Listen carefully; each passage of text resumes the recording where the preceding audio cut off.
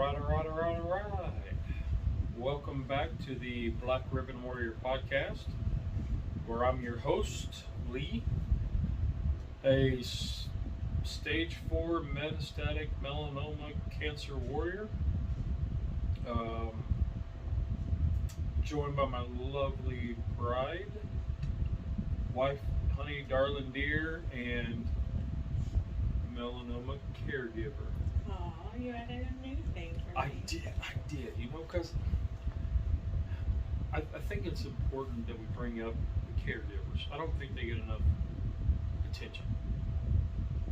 Yeah. So, yes. So you're a caregiver. I am. And a very good one. Oh. I'm still here. I mean, I've always been your caregiver, in a sense. Yeah, but like through cancer, it's a whole different animal. And, well, through normal cancer, it's different than in the brain. And when you have it in the brain, that throws a whole new monkey wrench in it. So, yes. And I think you need to be rock on, baby. Oh, look at you. Yes. Yes. A little sentimental after 2 years. Almost. Well, it's been 2 years. We're 2 years into it, and Yeah. Small little milestones that we would have, starting radiation and surgery, and yeah. So, but I had swim practice today, so I'm helping coach the high school swim team that the girls swam with last year. So you were tasked with a topic for tonight. Yeah. Okay. So, one of the things I've always, like when all the kids lived at home, and, it's the first week of school, incidentally, like your cancer and your surgery and everything, is centered around the first week of school for our kids. And I would always ask highs and lows, right? Mm-hmm. So, highs, what are, some unexpected highs of this journey for you? Things that when they told you that you had cancer, number one, after we got that through your thick skull, that it wasn't an infection, and you started thinking, oh, I have cancer, and then, oh, I have brain cancer, or cancer in my brain, and oh gosh, this is a whole new monster. What are some unexpected highs? I think the biggest one is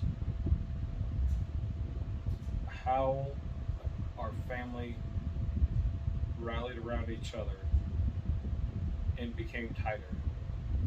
The ones who were in the house and dealt with it on a daily basis have a different bond than the ones who were in and out. Family members, just outside your, what's the word, the core family? Yeah. It brought back talking to aunts and uncles, and cousins, and so the family aspect and structure and friendships got stronger, and some fell off. I finally, and this is going to sound kind of petty, but I don't have the job that I didn't like. The downside is I'm still not able to do the stuff that I liked. The endurance isn't there, the brain fog's still there, not as bad. The attention span is worse than it ever was.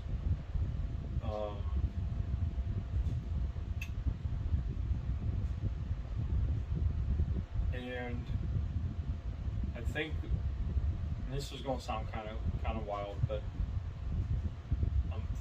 I feel like I'm doing the work that I was meant to do, that I always put off to do. Okay. So like I would always come up with excuses why I couldn't tell my story, why I couldn't share or help somebody else understand that they're not alone in whatever feelings it was, whether it was the alcohol abuse or depression, you know, losing somebody very close to you at a very young age. So I think I feel more like I'm doing the work that I was called to do, but was too scared to do before. So, and you know what changed?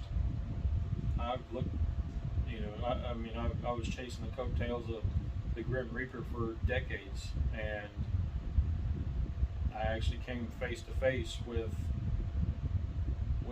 you know, I finally caught him, and he said, "Not yet." And you know, that was kind of like, okay, well now you're going to do the Lord's work, and that's what I feel like we're doing. You know, we're not preachy and all this hellfire and brimstone, but we're sharing our experiences. We're sharing, you know, and bringing awareness to this freaking mess that was our journey of melanoma. We have found people who've listened to this podcast, and they have commented or sent me messages that they found extreme comfort and peace in listening to this, because then they felt like they weren't alone. And the feelings that they have, we had. And is it wrong to look at it with dark humor? No. I just had a young lady that reached out to me from high school, and she was a year ahead of me in high school, but pretty much the same age. And she just got diagnosed with uterine cancer. And she's like, I know you just went through this, and you know, different type, but you know, how to send me some of your prayers and your good vibes and how you did it. So, you know, I found that out like last Thursday last week, and you know, we've chatted 3 or 4 times since then. Just little messages, but I feel like I'm not ashamed to hide, you know, where I want to hide what's happened, what's going on. I'll tell you anything. Right. You know, the good, the bad, the ugly. You know, to the point where he just told me that the kid, you know, our daughter and our whatever you want to call her, our good friend's daughter, who's like a daughter to us. Right. How they had said that, you know, when I mentioned that I've got a limited time and I got to do the best I can with what I got, that they get sad. And that was actually very moving for me. Yeah, they don't like it. But that's moving for me. Like, that meant a whole lot more than, you know, because you're going to be missed. You know, and they're saying, hey, you might have 5 to 7 years, but we're going to miss you, so quit saying that. Which, you know, I'm just kind of preparing them a little more than, oh crap, it just happened. Right. You know, I want them to be more like, all right, well, we knew it was coming. All right, You and I both know we can know it's coming, but it doesn't take away any of the hurt or the sadness or the grief or the shock or right. the anger or any of the other emotions. So you're not going to take it away. No, I think a lot of that though is talking not to them, like I say it to them, but it's more directed to me. If that makes sense. So it's almost like I'm telling myself, hey, this is going to happen. You got to do the best you can when you have now.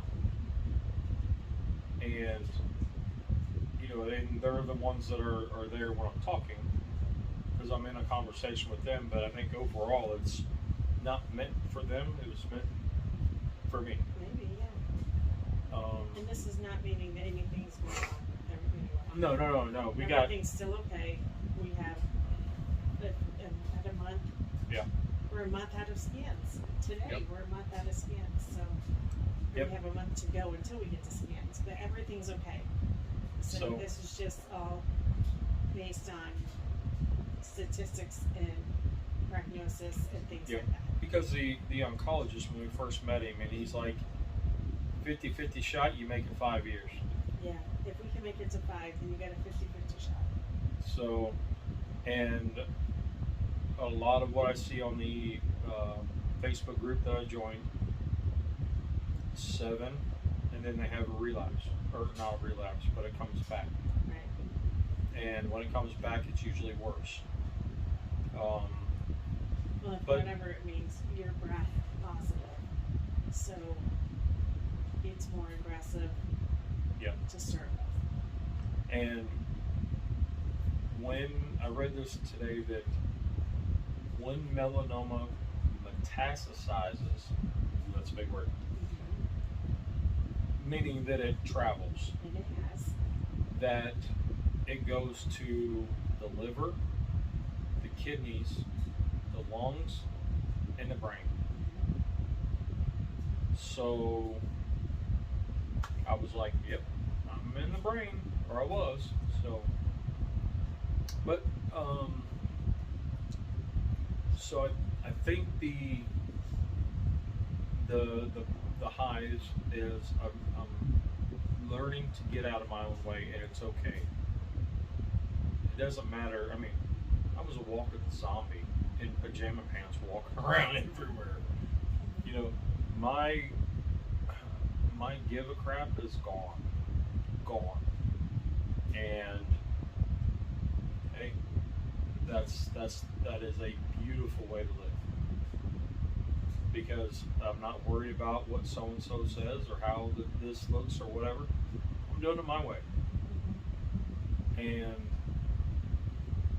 I think our kids have picked up on that it's okay to be different. It's okay to not be right, and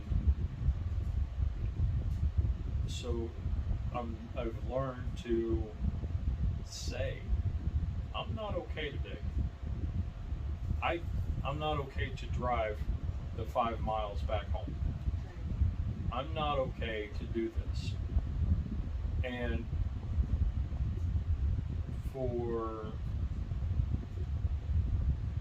in the acceptance of that, because it's not like, what do you mean you can't make it 5 miles? And you're like, no, that's fine. You've done enough. You know, there's no questions asked, no, nothing else. It's just, you know, I just don't feel it. And the ones that have been around me through all this get it. And so coming out of my shell that I had prior to diagnosis and all that, has been a big high.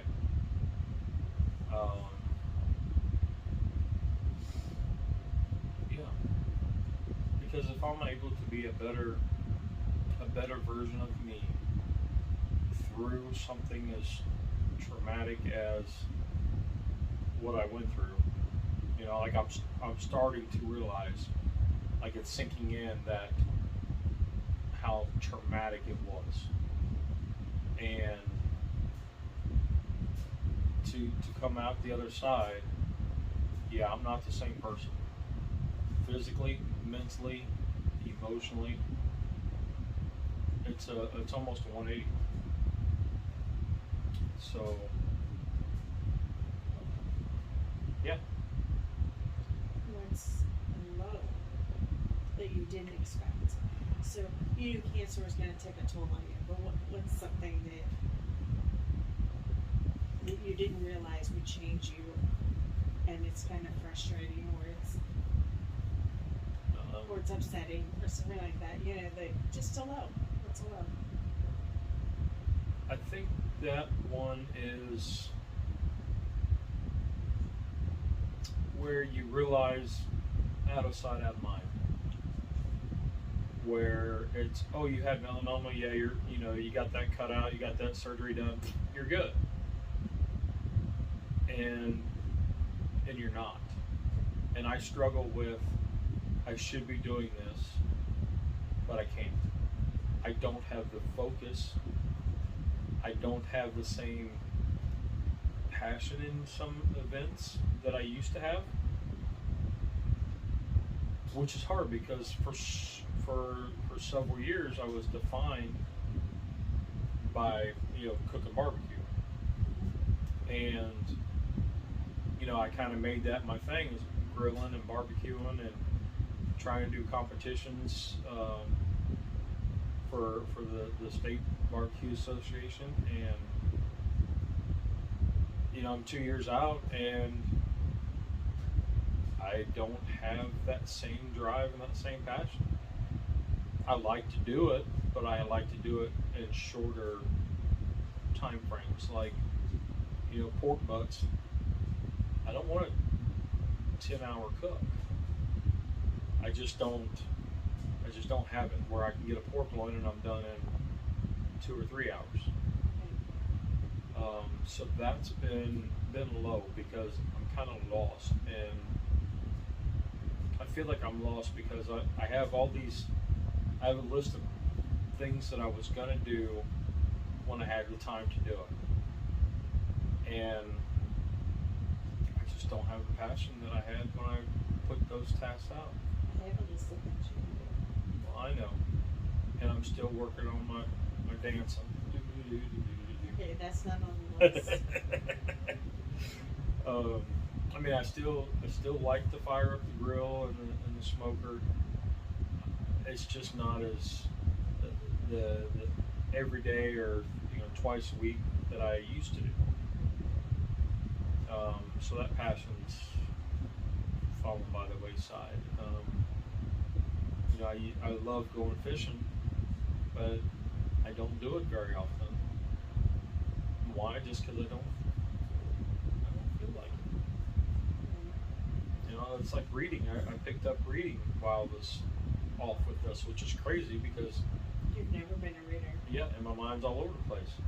Now it still takes me a couple months to finish a book, but to start something and to actually finish it. I've read so many books since I've been off in the last 2 years, and some days I just not there. I just want to, like today, I laid on the couch and watched Gunsmoke for 3 hours, trying to just rest because I was tired from the little bit of tasks that I was doing. So that being another thing is being wore out, and I've been fighting this congestion, whatever virus, for the last 3-4 weeks, and that's something that hasn't come back, is the energy. I mean, it's starting to. I feel like I want to do more things now than I did 3 days ago. And I mean, we're in the south and it's 100 degrees, so that doesn't help. But I was asked what are my goals, and I set up the goals pretty simple that I can accomplish every day. And number one is to wake up on this side of the grass. Yeah, I like that goal. Number two, I thank the Lord every morning for being able to be a part of it, to be able to see the sunshine and get coffee. Those two are the biggest ones. And then it's make sure that I see the wife and kids smile at some point through the day. And by kids, I mean we have two of them that don't live here now. Right. So we have one. And, you know, if I get to see her smile, you know, or just get to see her, then that's a win. The other ones, you know, if I can see them or hear from them once a week, then that's a win too. Right. You know, I don't want it to be a negative thing whenever we talk because of this event that's happened, this life-changing event.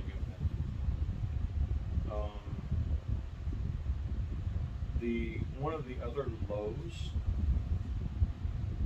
and this is my addictive personality, where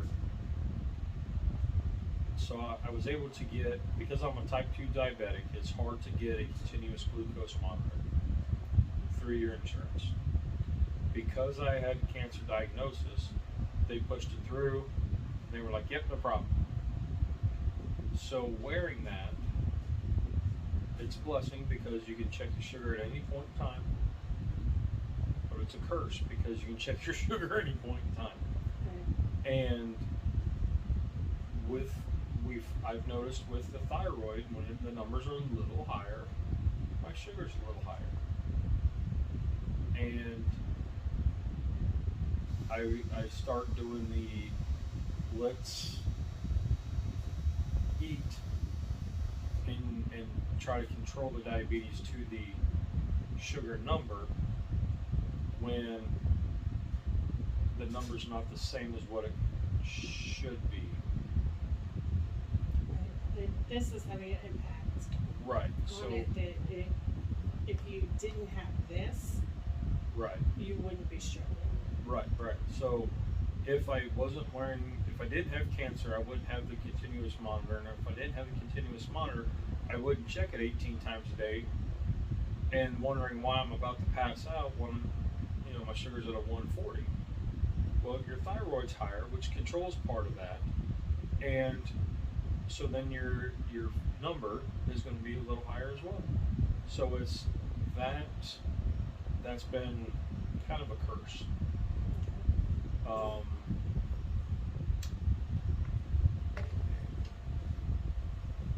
And I lost track of, and that's the other thing, is losing track of whatever I was going to say. I mean, that happens quite a bit. Multitasking. What was the hardest thing you used to? The lack of multitasking, brain fog, and focus. I did have a hard time for a few months. I mean, well, okay, probably about 6. When the melanin in my arms, you know, became a little splotchy. Right.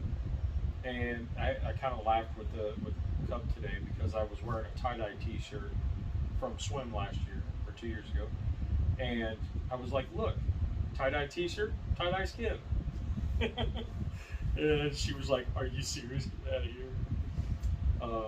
So when that happened, the doctors and the nurses all said, that's great, that's fantastic, that means it's working, everything's good. And I was like, but now it's not on the inside. Right. Now you can see that I'm screwed up, that something's wrong. You're like, what is that? Kind of like, you know, almost like those guys in the old movies when they had the leprosy, and you're like, hey, stay away from him. It's funny, like your right arm is not as affected. Right. It's your left arm. So if I just looked at your right arm, I never would have noticed. If I wasn't looking. What you see in my right arm is all the scars stick out more. Right, like it doesn't look weird or. Right, but the melanin in my left arm is all splotchy. And from what the oncologist told me, and a couple of the nurses told me that too, is what that indicates is that is the side of the origin of where it started. Yeah, well, and they thought it was that side because this is where the tumor was under your arm. This is the side the tumor is in your brain. Like, and it's also one of the more popular sunburn spots. Because like on my shoulders, when I would wear like a sleeveless t-shirt outside, my shoulders would get red or a little burnt, and around my neck, you would see some of the splotchiness there. Yeah. So that was a low, and that was trying to wrap my head around. It's okay, because the scar on the back of my head, the hair grew back, and I wear a ball cap almost all the time when I leave the house. Right, you can't tell. I mean, your hair is silver right there. Yeah, but you wouldn't know. You would have just thought it's an odd thing because a lot of people have like a marking of silver in their hair. Right. And the rest of your hair is brown, except for one stripe, and it's right where your incision was, and it's all silver. I was on a live chat Friday night, and a couple guys that I've talked with all through this, and they knew the story, but they didn't know the exact details of it. So when I showed them the picture of the incision point that you took in the hospital, like right after they got done, I mean, they had just sewed it up. Yeah, because the kids wanted to see. They wanted to see what you look like. Yep. So when I showed them, both their jaws hit the ground, like, oh, wow. And I was like, yeah. And that picture's been there since surgery 2 years ago. And it took me almost this whole time to finally realize that that did happen. That, yes, I heard the neurologist say he pulled a chunk of skull out. My brain was exposed, just like your Mick Steamy on your show, the doctor on your show. Okay, first of all, Mick Steamy is not a neurosurgeon. Whatever. You know what show I'm talking about. So that's when it's like sunk in, and I was like, if he would have sneezed, wow. And the plate in my head, you know, the girls try to put a magnet on it, and you know, and I try to roll my eyes and act silly, but yeah, it's not the right kind of metal. Yeah, so it's like stainless or something. That'd be kind of sucky if it rusted. Well, I don't think that's what they put in your head. Yeah, I don't know. But that would, I don't know. So, what was the question again? I don't remember now. Okay. Well, neither do I.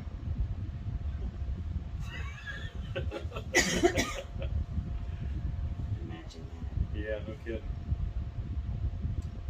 So what else you got? Yes. What is a great hope? Other than the things that you've mentioned, like to share your story, like what's a hope that can come out of this? That's a good one. See? I don't know that I've thought that far ahead. Because when we started this podcast, it was a way for us to share our journey. Hopefully somebody found a little nugget in it, and it's brought us together stronger, and being able to share both sides of this and being open and honest about the whole thing. You know, that I guess that just to show that it's not all doom and gloom and, you know, hellfire and brimstone when you get diagnosed. know, I mean, it's kind of a cop out, but I think that was why we started this, and focused around melanoma, and not just talking about our daily weeks or talking about our week and Our daily weeks. yeah. Like an oxymoron. Well, you know, you can be the oxymoron, no? I don't think that's nice either. I don't know, but anyway, so You know, before all this, you were not a traveler. no, I mean, you'll travel fine. yeah, You're okay. But you're not excited to go anywhere. right, So now that you kind of have a new lease on life, yes, you know, I want 5 places that you would be willing to travel that are not already on the book or going home to see family. 5 places. anywhere my wife says we can afford. No, you can't cop out. You're ahead of one cop out. You can't cop That's- out twice. A lot of the traveling that we're doing, you know, is to see family, and I'm like, wherever you want to go, let's do it. Well, like, you know, you can't say we're going home, so you gotta pick 5 places of things you would like to see, would like to go, would like to experience. I don't know. Probably Texas. Yeah, We've talked about Texas a few times. yeah, I really want to go. There's a fellow in Nebraska I wouldn't mind meeting up with. There's a fellow in Atlanta that I want to meet up with, and I think we're trying to meet a couple guys. One guy from Utah and another guy from Vegas are trying to work out a time to get to Atlanta. All 4 of us.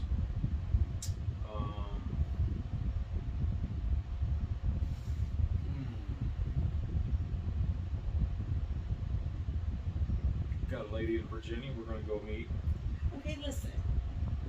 Do you see how this is all centered around like someone to meet? Like, I want to know places you want to go. Yeah, I don't know. Like, Because I'm just... because I always like to go meet up with people. But Yeah. where is somewhere you want to go?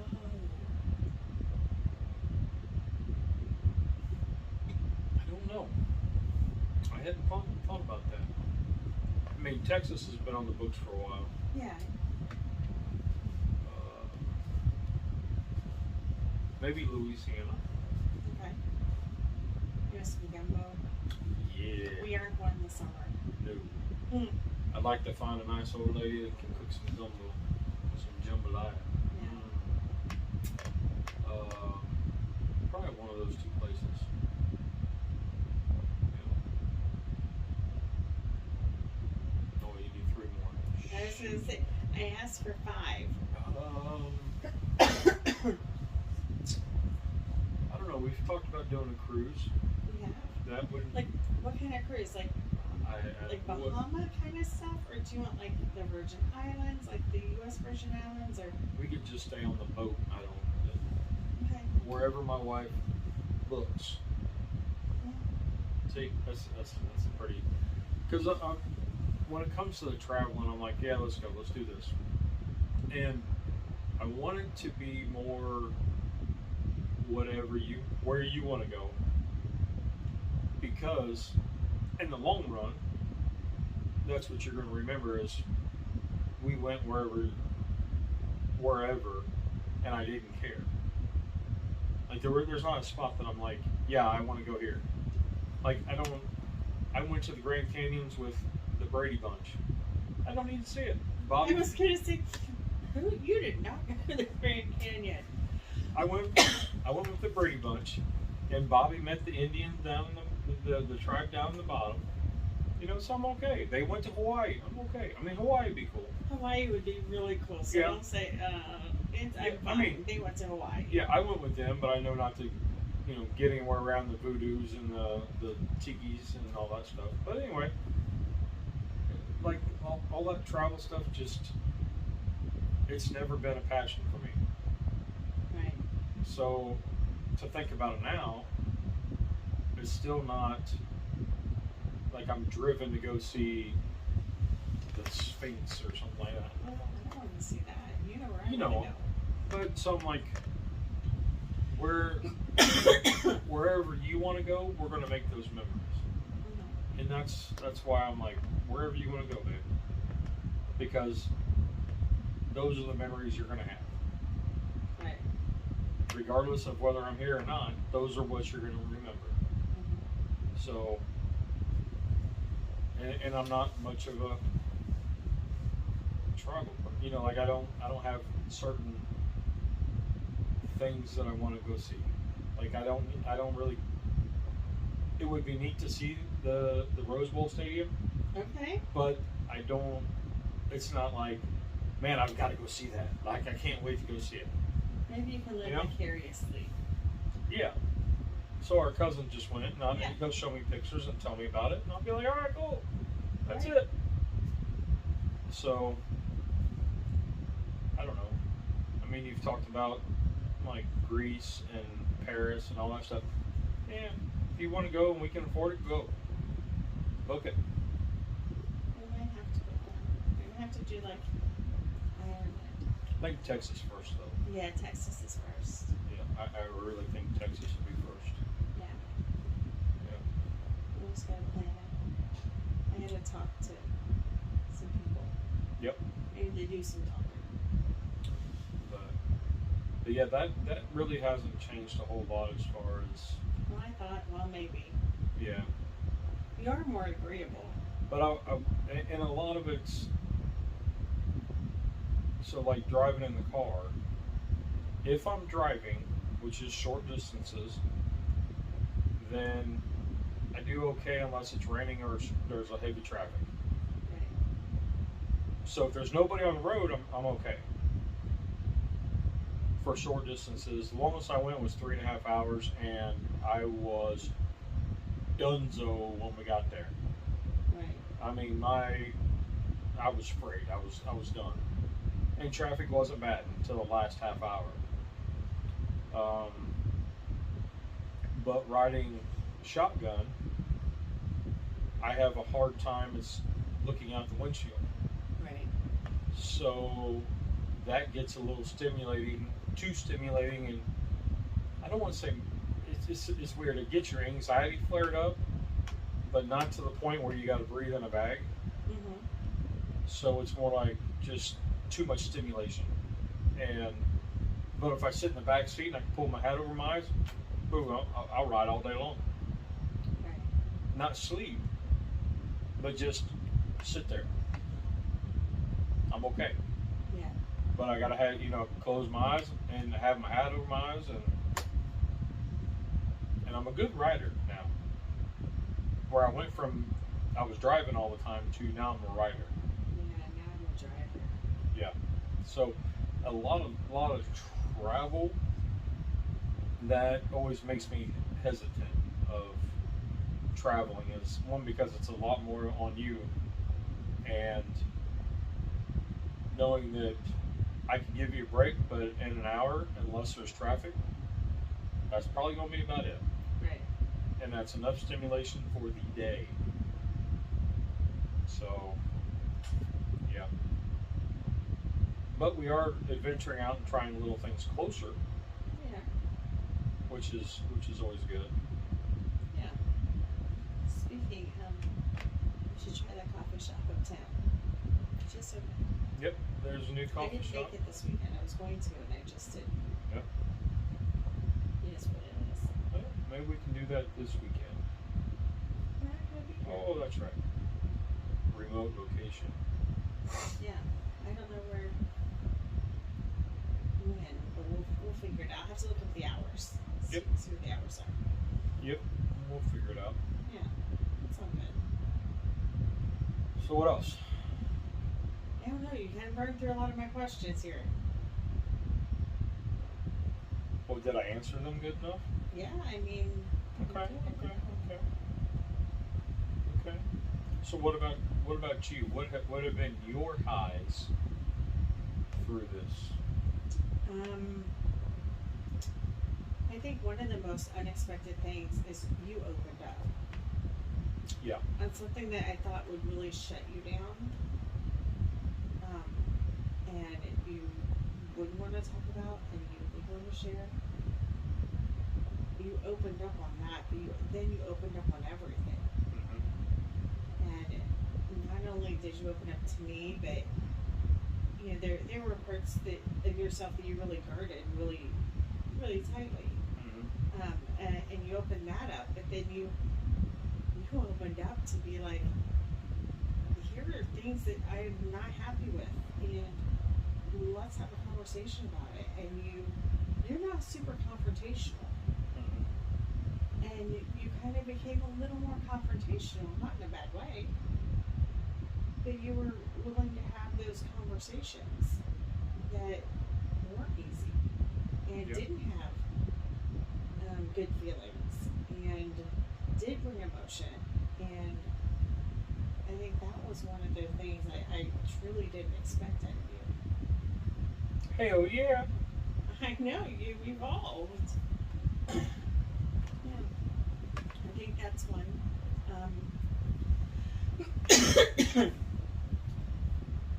Realizing it's okay to ask for help, if that's still really hard.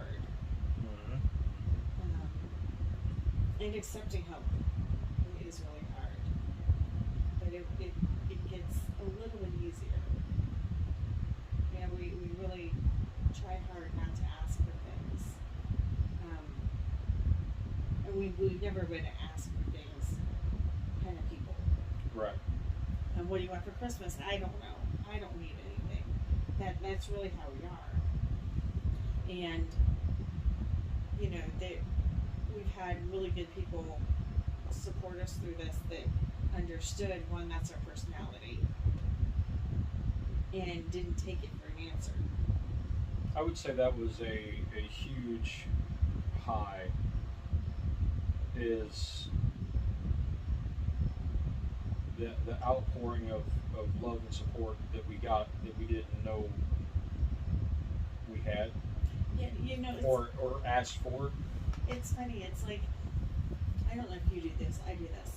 So if I'm on Facebook and I see somebody, like somebody you might know, right? And I'm like, oh my gosh, I remember them. Oh, we went to school together, they were so fun, blah, blah, blah. I'm not going to friend them because they're going to be like, who? Who is that? So in this, it was people going, hey, we want to, and I'm like, oh, this is odd. I don't know what to do. And maybe that's part of the idea that we moved here knowing not a soul. You know, we depended on the five of us to bring joy and to play games and to watch movies and to make memories and to make dinner and to go shopping, and we only had one car for a while, so we did everything together. Yeah, when we first moved down, we had one car. I worked 12-hour shifts and 7 days a week. Like I would get 2 days off a month. Yeah. And we didn't get a second car for probably 2 years. I don't know if it was that long. It was easily a year. It was probably a Year and a half. And so like I would take you to work, me and the kids would take you to work, and then I'd come home and we'd do everything for what they needed. And I was working night shifts, so she would have the car for what the kids needed during the day. Yeah. You know, so I think just branching out, letting other people help us. I think, and seeing that people were willing to help, like they wanted. They wanted to help. It wasn't that we were asking. Yeah, it was. They were wanting. Like we had a couple guys on YouTube that started a GoFundMe. And one guy started it, and then he did a live trying to raise some money for us. I didn't know anything about it. He just said, hey, hop on. And there was another guy that picked up after his show, And he's like, we're going to stay on until we hit this dollar amount. Right. And I was completely beside myself because nobody's done anything like that for us. Right. And to see that, you know, for so long, I mean, I didn't ask for help. I was always I'll do it myself, and if I can't do it, then then it doesn't need to be done. And you still did like this. You still are like, you did it like when you were in Ohio. Like, I just asked, can you fix my tail light? And it wasn't a snide to do it. It wasn't at all. It was just, you know, we were at my brother-in-law's, and his nephew came, and he can do this stuff really fast. And I was like, okay, the tail light's going to be fine. It can wait until I get home. I know, you were frustrated with me. But the other part of that I think, you know, is that that's my opinion. That's like my brother. Yeah. And for me to say to my brother, hey, can you help me do something? Yep. Which you could say that to your brother or your dad, or hey, can you help me? And it's not a slight. It's not a slight to me at all. Right. And I think you're just. Well, I was just like. It's harder for you to when you mentioned accept that help when you're feeling better. Yeah. When you mentioned it to me, I was like, oh, it can wait till we get home. It'll be fine. We're not going to get pulled over. It'll be fine. And you were like, no, it's got to get done. It's got to get done. So you went somewhere else because I didn't give it that immediate attention. Mm-hmm. But it wasn't like I went somewhere else, like deceptively. I asked my brother. Yeah, and you know when you ask me, I've got a 6-year window. Yeah, my brother does not. So. Yeah. But. No, I think those are the things that surprise me. I think the lowest thing for me is. Oh yeah, wait. What would be the lowest part for you? The lowest part for me, what is the obvious? The insurance. Okay, I still don't have that. I'm still working on that, and I really don't know if you do. I need you to call them, please. Well, so what she's talking about is we went through the whole battle of life insurance a few months ago. And we got the thing saying, yay, we're going to let you have it. Yeah, so we had to go through, we got denied because it ran out, and then they said, well, if you pay the bill, so I paid the bill. Well, then they said, no, that didn't work. You have to do an appeal, which I mean, I felt bad for the caller because I kind of cussed him out. And so then we had to write this letter of appeal to see if, to basically beg for them to cover me for life insurance so they could take my money. Right. And it made no sense. But anyway. So now we have it all set, but they haven't taken any money. Yeah. So I need you to give them a call. Okay? So, but anyway. You know, like, my given is the fact that I could lose you in this. And I don't want to do that. Like, I don't want to live this life without you. We've been through a lot of shit for me to go because of cancer. Right? So I don't want to do that. But I think and that's kind of an expected thing of cancer, that you have that fear. Right. I think the most unexpected is I went from being more of an optimistic morning person to more pessimistic, doubtful, just really doubting a lot of things, and to that person who took a nap every day and who isn't getting up at the crack of dawn all the time. Yeah. And who's lacking energy, who is, it's taken a toll on me that I didn't expect. Right. But yeah, you know, I'm always like, okay, where's the other shoe? Yep. Because I didn't expect this, and then we didn't expect that part, and then we didn't expect this part. And okay, when you've been living high up here on this energy level, just maintaining everything as the person who maintains everything, when you get that minute of, okay, I can breathe a minute, it's like all the way down. And one high, and it could be a low for you as well, is one of your coping mechanisms, along with looking ahead. You went back to school and got another degree. Yeah. Yeah, I did.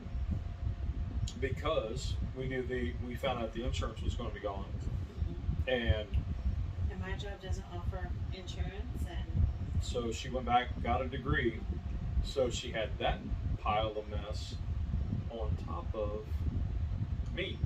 Yeah, and I still worked. And worked. I mean, it wasn't full time. It wasn't even part time really. It was less than 30 hours. Yeah, but it was the schedule I could maintain. Yeah. With maintaining doctor's appointments and maintaining getting the kids everywhere they had to go because you couldn't drive. Right. And all this stuff to maintain. But yeah, I did. I went back to school. So that could be a high and a low. Yeah, and we had those conversations and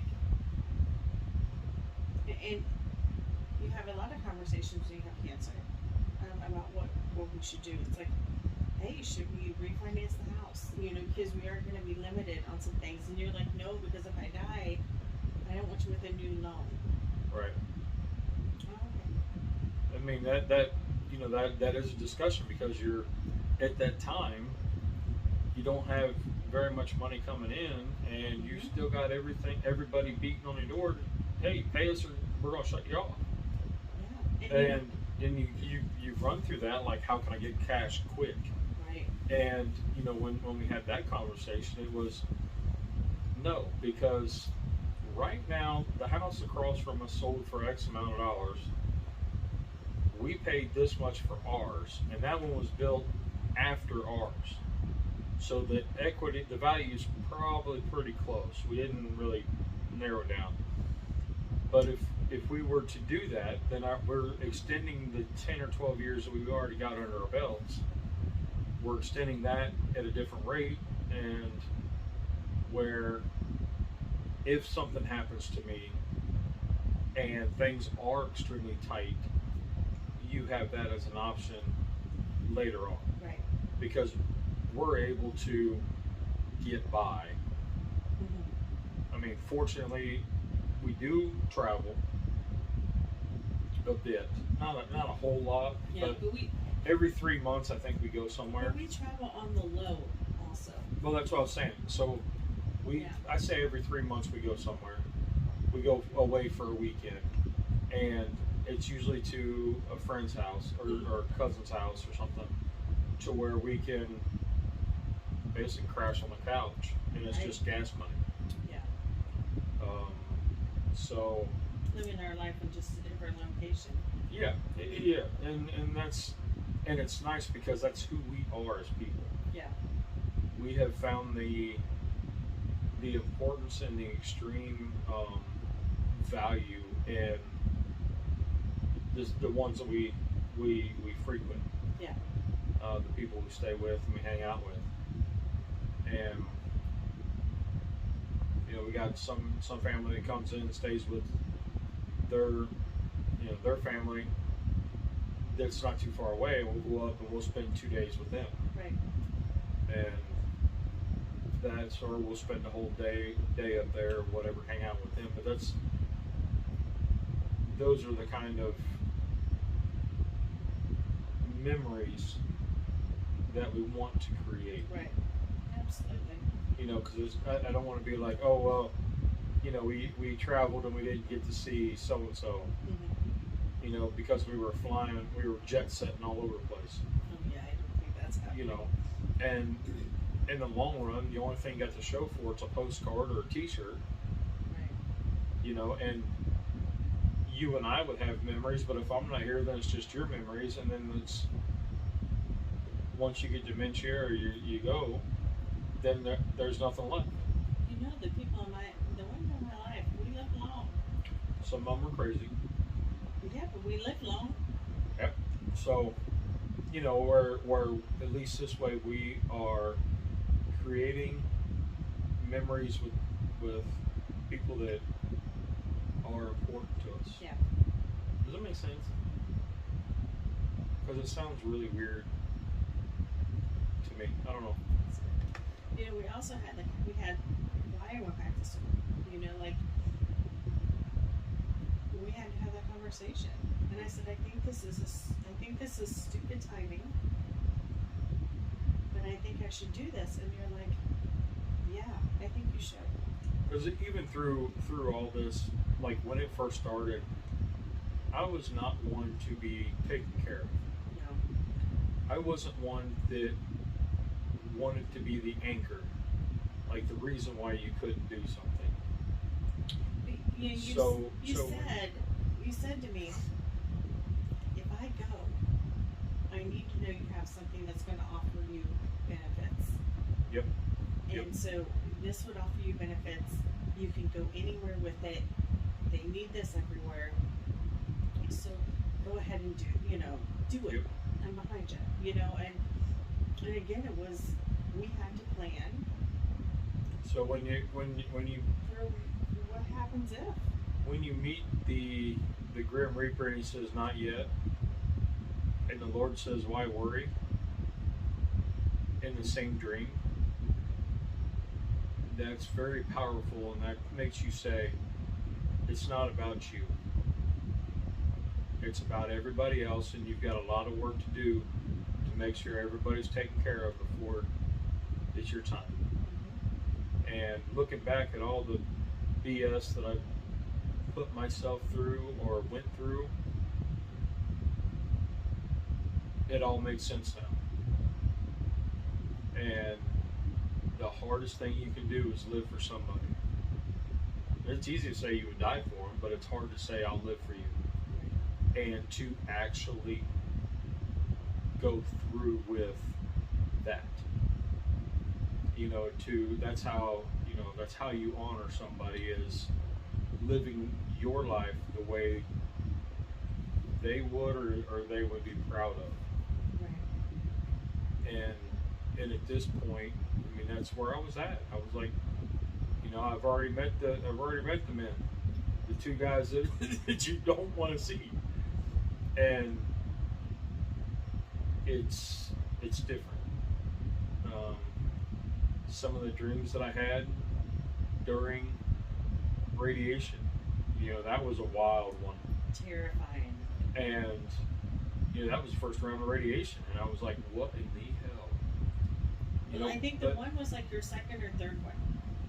But that was... And that one scared the bejesus out of me, and I remember saying to you, I don't care how cute they are. I don't care how much they want to touch you, how much they want to hug you, how much you want to hug them. You are not to go to the light. You are not to go visit.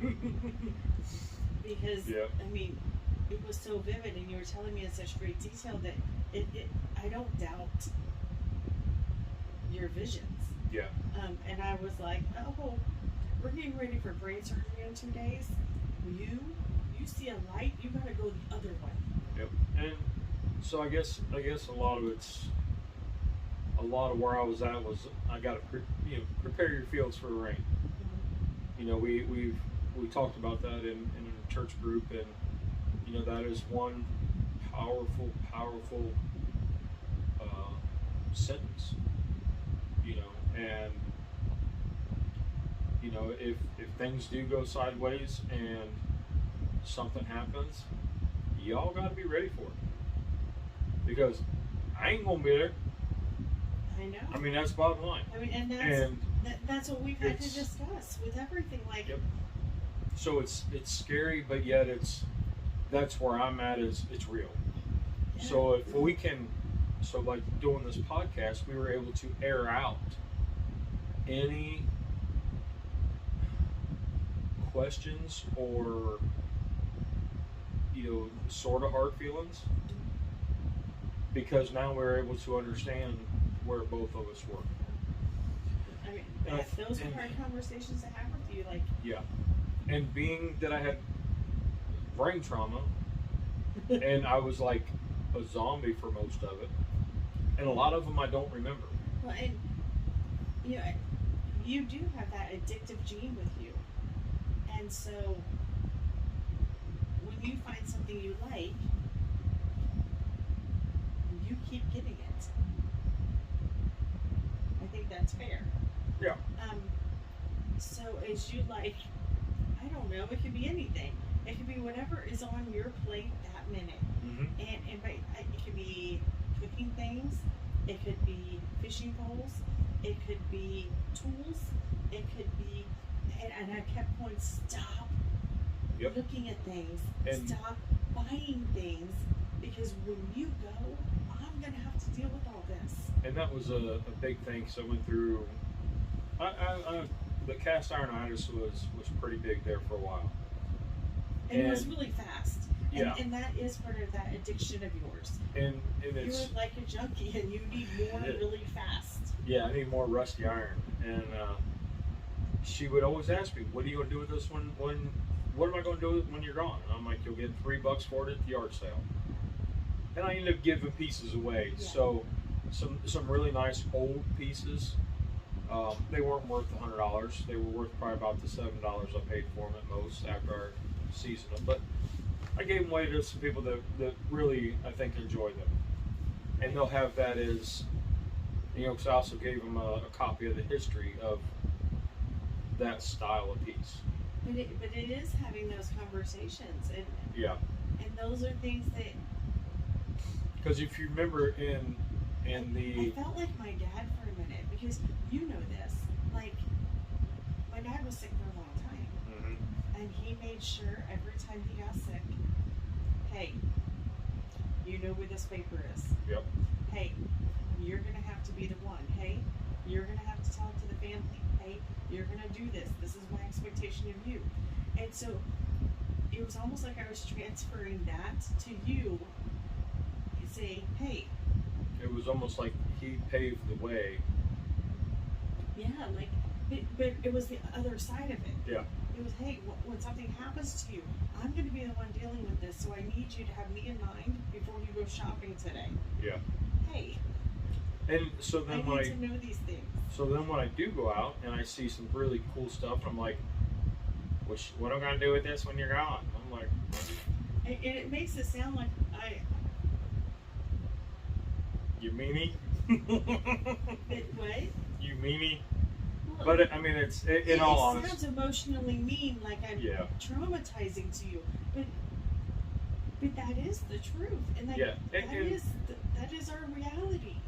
And the hard part was, coming to that realization, and so I do think about that when I'm out looking and thrifting and all that stuff. And like, I don't want that day to come. Right. But I'm also like, oh, see here, and I have some few choice words. You know what I was gonna say. Listen here, you're in heaven getting all your reward. I'm down here dealing with your shit. Yep, that's gonna be one cheap yard sale, that's for sure. No, our children aren't gonna let me get rid of anything. I think they'll...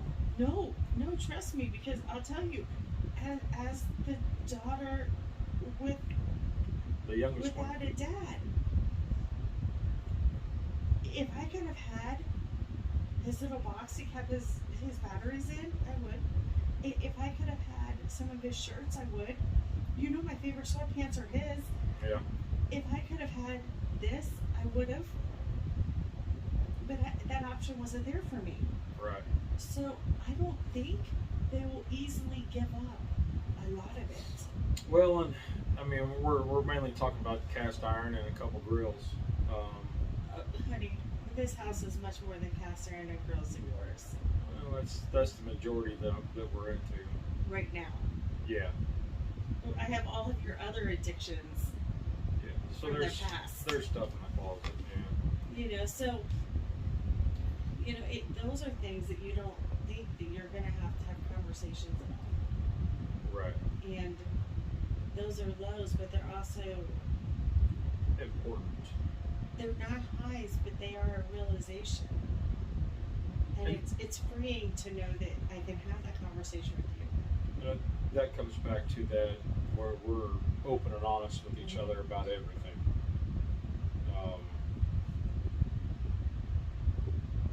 I don't know, I was going to say something nice, but I forgot it. happens quite a bit. It does. I've just kind of become used to it. Yeah. The guys kind of laughed because, like, Sunday morning we were doing our live cook, and it come time to flip eggs, and my multitasking is out, so flipping an egg, I was in mid-sentence, stopped, flipped the egg, looked up, and everybody was looking at me like they were waiting for me to, like, say something. I was like, what? And they're like, you were saying something. I was like, yep, it's gone, forget it, move on. Yeah. So fortunately, my one buddy's who's helping out with that stuff, he's getting a lot better at picking up on those cues. So I know when you're getting ready to lose it, and it frustrates you, and it frustrates you if I finish the thought you're having. yes, But I know that you're going to lose it.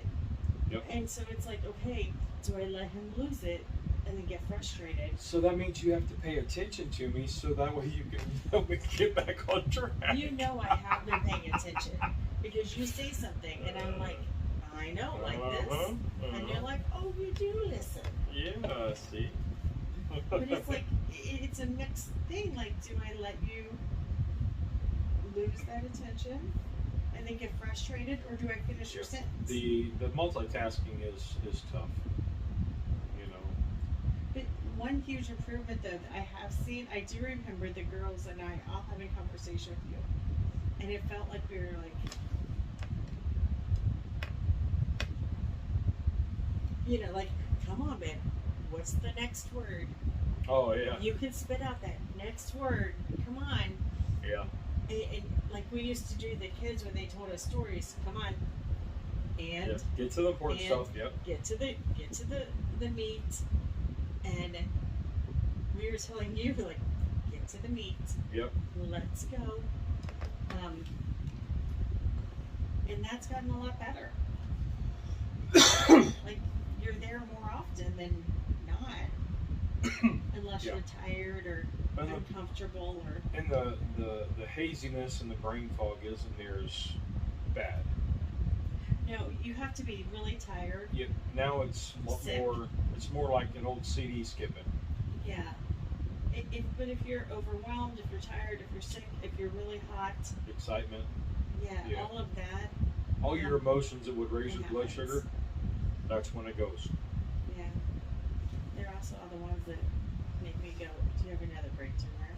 Yeah, and I'll say this because it's on my mind. So December 2020, I got real sick. Similar to what I've been dealing with the last 4 weeks. Right after that, I went back to work and found the inflamed lymph node. So I'm not gonna lie, I'm checking. I was going to ask, have you Yeah. been checking? Have you Yeah. checked the other one? Yes, I'm all good. So I've been Have checking. you checked your other lymph node points? There's no lumps where there's not supposed to be lumps, Okay, just checking. which is bad because I'm still a fat guy.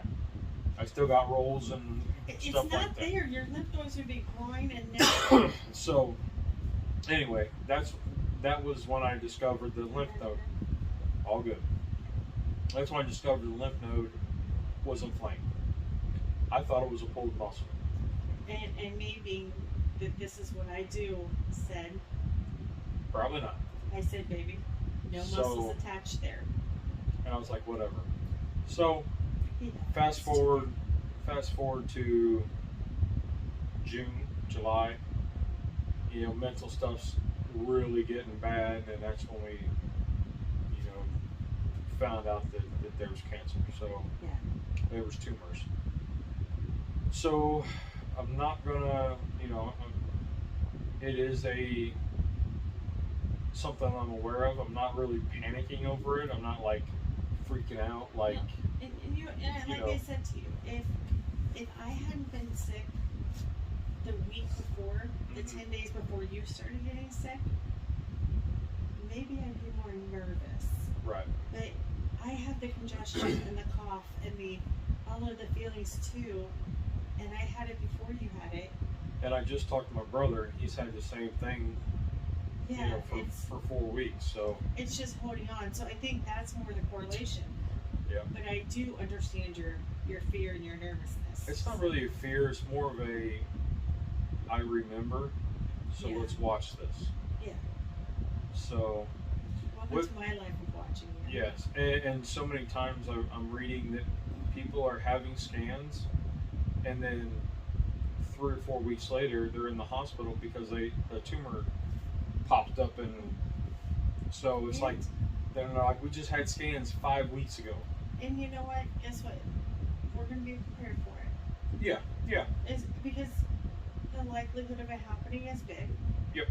And we are aware of that. So. Yep. And I've got pretty good at and, you know, like you said, opening up and saying, hey, I ain't got it today. Mm-hmm. I'm not feeling it. You know, like you came down for lunch today, and I said, hey, I got these things done, and I'm solved. Yeah. Like I worried because you were still really low in your energy. Like that does bother me, but you are still making sense. Mm-hmm. And maybe this is the stupid way to think of it. You can still use the microwave. Yep. That hasn't thrown you to a curve. I haven't wanted biscuits. You haven't wanted biscuits. You're not leaving like water running or anything weird. You're not behaving in a weird manner like you were prior. But if there is a tumor, I don't think it's your brain. Right, right. You know, so okay, we can deal with it. Yep. If there is anything going on, I don't think there is, but let's go in the worst case scenario here. It hasn't affected you in the way the last ones did, so yep. we can handle it. Well, and I think that's what we proved to ourselves.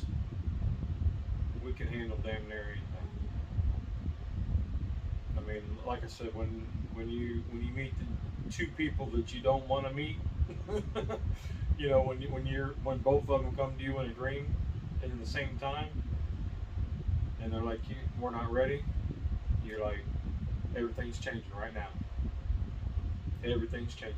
Mm-hmm. You got to prepare your fields, and whatever happens, it's. Here's who I need you to meet in your dream. Ready? Jennifer Aniston.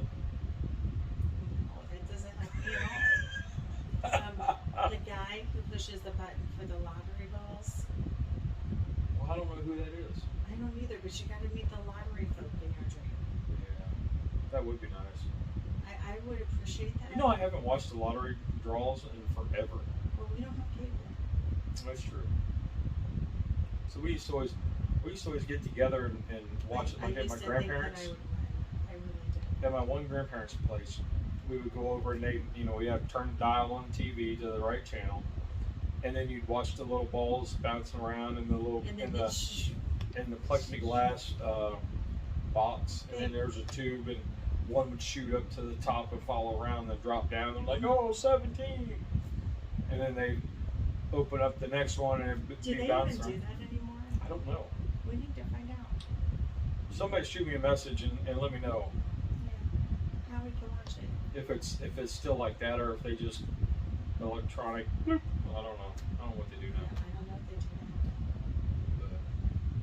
All right, well, we need to get out of here. Yep. Excuse me. That's what it's been like for me. So, all right, babe. Well, that was good questions.